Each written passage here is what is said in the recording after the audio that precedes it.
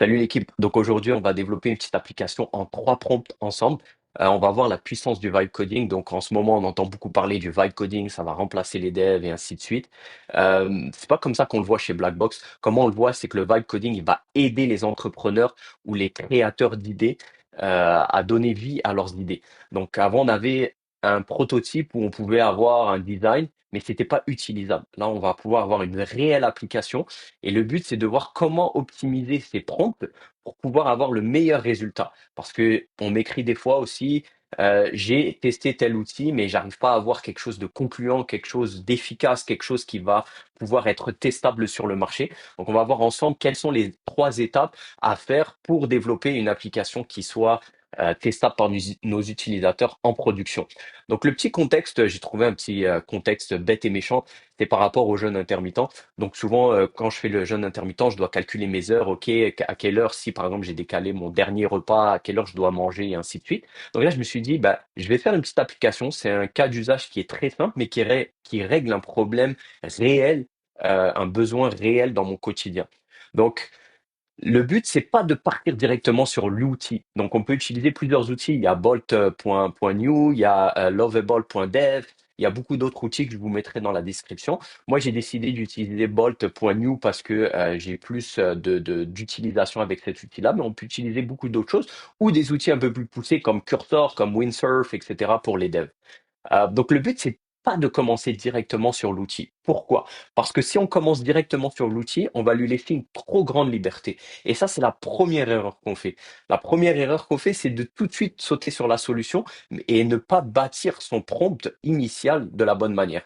Donc, qu'est-ce qu'on va faire? C'est qu'on va aller sur notre ami ChatGPT en premier, d'accord? Donc là, moi, je vais tout décrire mon cas d'utilisation et un peu, si on veut, mon cahier des charges pour mon application, d'accord? Donc tout ça, j'ai juste parlé, ChatGPT, bam, bam, bam, j'ai balancé tout ce que j'avais par la tête et je lui ai dit en fait que je voulais un prompt pour Bolt.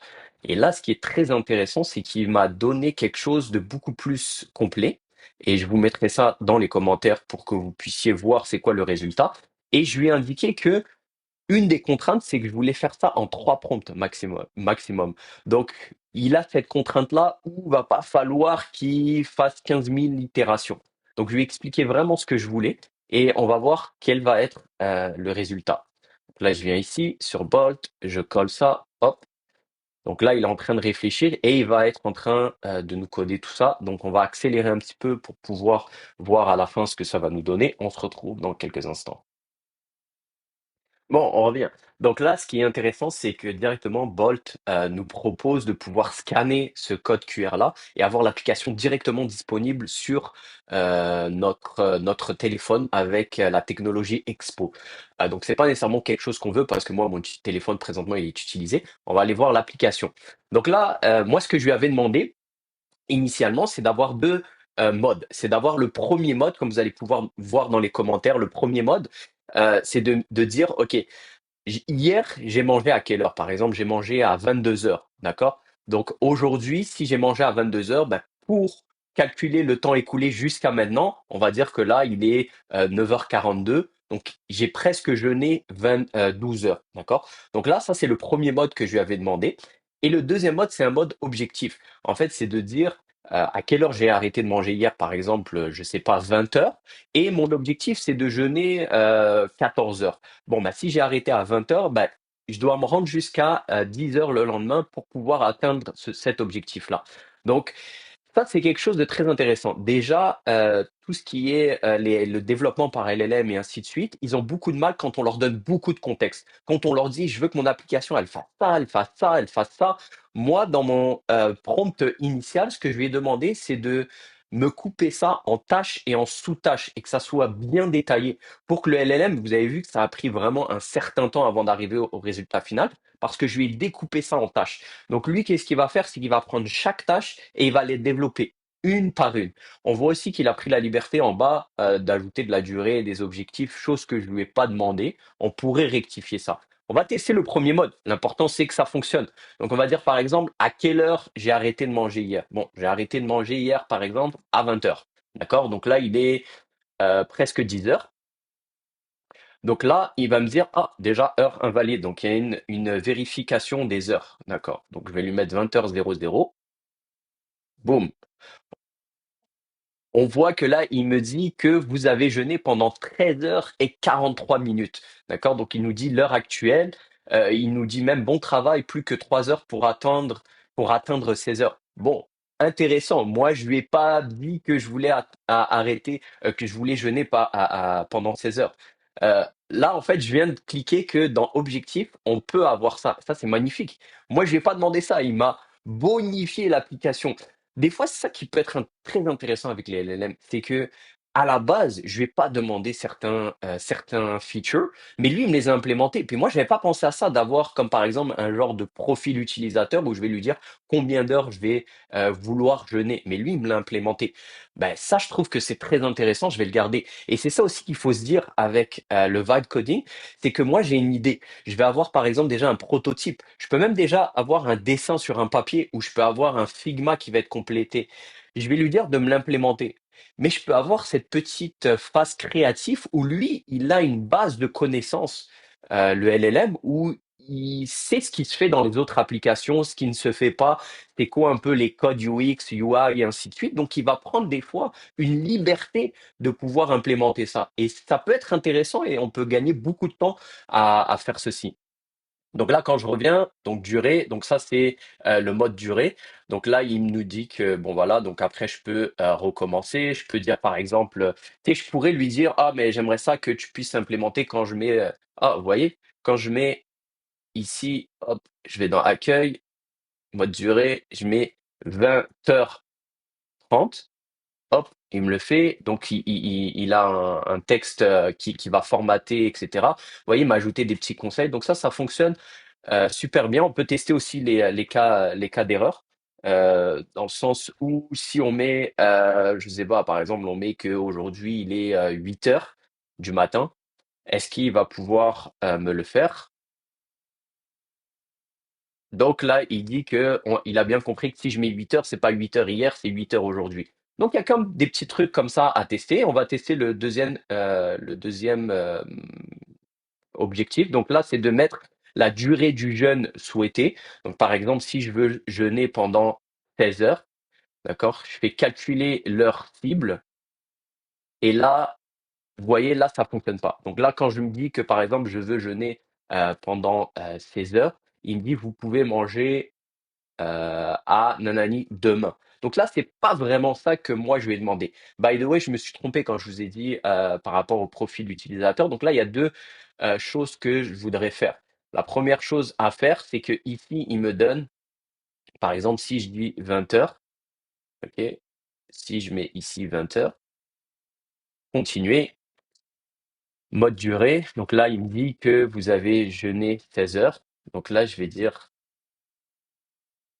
je vais revenir dans ChatGPT, je vais dire, cet écran est super.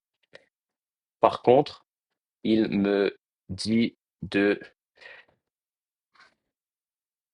il me set comme objectif 16 heures alors que je ne lui ai pas demandé.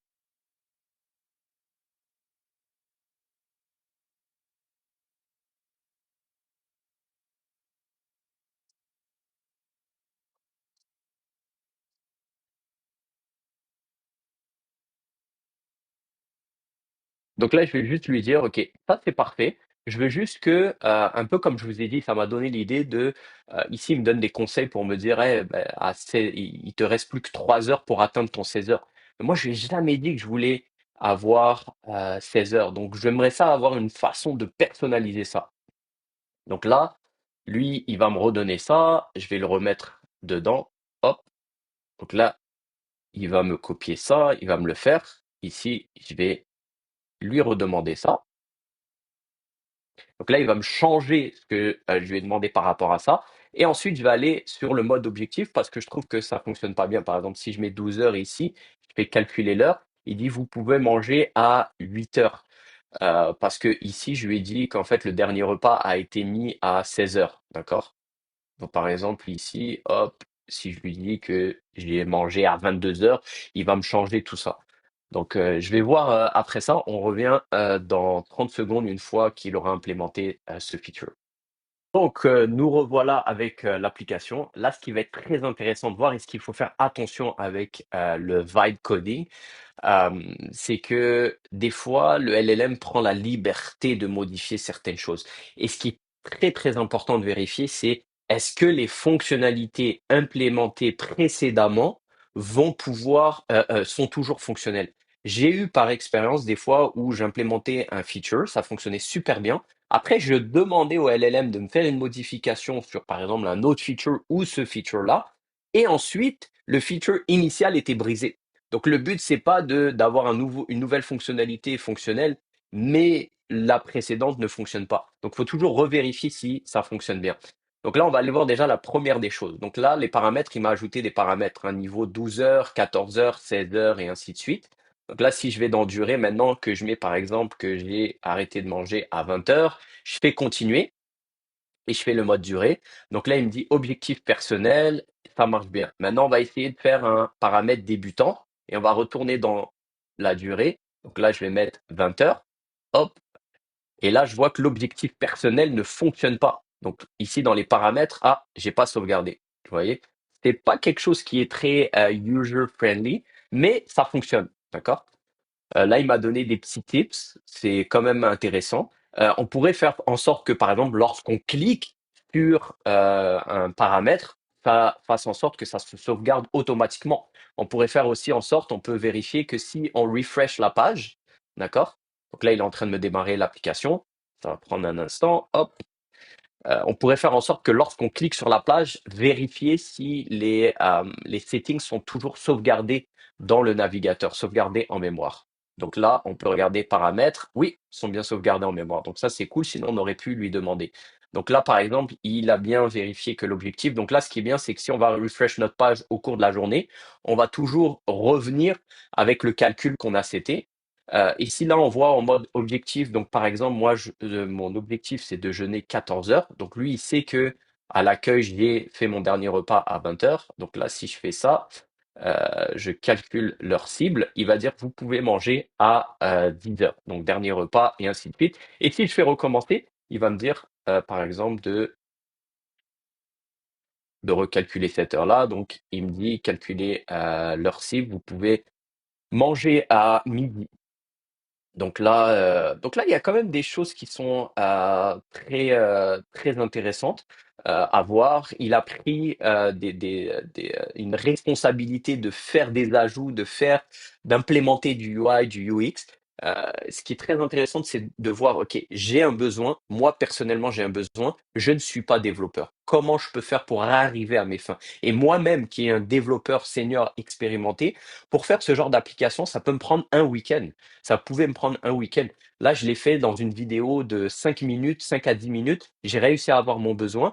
Et après, je vais vous montrer la dernière étape, c'est comment amener cette application-là sur le web pour le donner à mes utilisateurs et pour leur dire, bon, bah voilà, j'ai une version qui est exploitable, une version qui est utilisable. Maintenant, donne-moi tes retours par rapport à ça. Teste-le avec tes utilisateurs, avec tes employés, avec ta famille, avec les gens autour de toi, avec tes utilisateurs. Par exemple, si tu as une application pour je sais pas, gérer une partie de tennis, va sur les terrains de tennis, va voir les utilisateurs. Regardez, j'ai une application, vous pouvez vous inscrire, vous pouvez gérer vos parties de tennis, elle est gratuite, je vous donne accès dessus pendant un mois, allez la tester. Donc c'est très important d'aller tester son marché, d'aller voir le feedback, de prendre le feedback et ainsi de suite. Et par exemple, cette application-là, on pourrait envoyer au LLM d'autres screenshots d'applications où on voudrait appliquer un petit peu le même UX, le même UI et dire, bon, bah, telle fonctionnalité, j'aimerais l'implémenter comme telle application. Voici un peu les requis que je veux et le LLM va l'implémenter. Donc, c'est très, très puissant. Donc là, on peut faire un déploiement. On peut aller sur le App Store directement. Je ne l'ai jamais fait à partir de bots et je vous conseille pas de le faire pour diverses raisons. Ça va être quand même assez compliqué de se faire approuver par Apple sur Expo et ainsi de suite. Mais là, ce qu'on est en train de faire, c'est de déployer directement sur Netlify. Donc Netlify, c'est un service où on va prendre notre application et pouvoir la mettre sur le web assez facilement. Donc, nous revoilà. Donc là, le système nous a déployé cette application-là sur le web. Donc là, on voit que c'est parce que j'ai fait du mobile first.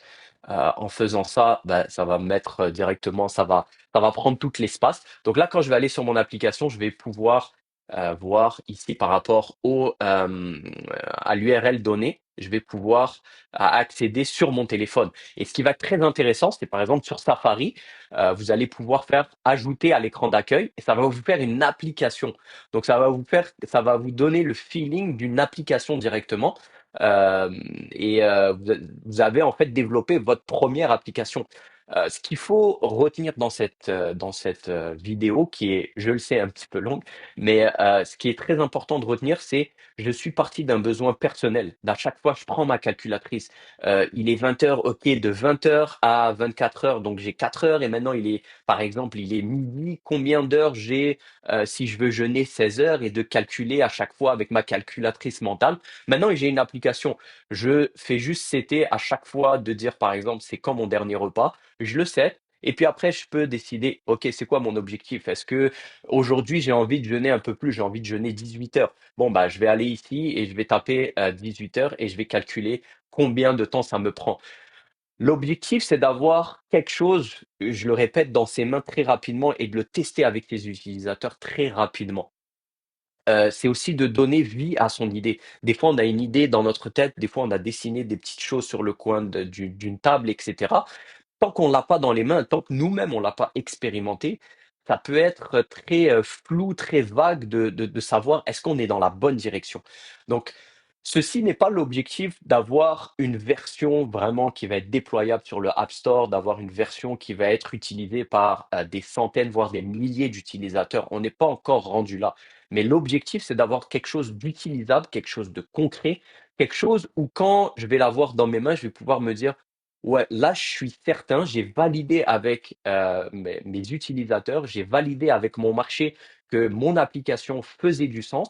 Maintenant, le but, c'est d'aller développer ça d'une façon plus professionnelle, mais c'est en sachant exactement qu'est-ce que je veux et en ayant validé mon marché. Parce que le problème, c'est qu'auparavant, on allait développer une application sans nécessairement avoir validé son marché. Et on pouvait arriver une fois sur le marché, une fois l'application développée, arriver sur le marché, et l'application, ben, elle prend pas. Donc là, qu'est-ce qu'on fait? On a développé du budget, mais on n'a pas de retour utilisateur positif ou c'est pas vraiment dans le mille et ainsi de suite. Donc là, en fait, c'est de vraiment gérer mieux son budget et gérer mieux ses efforts déployés pour pouvoir arriver directement dans le mille.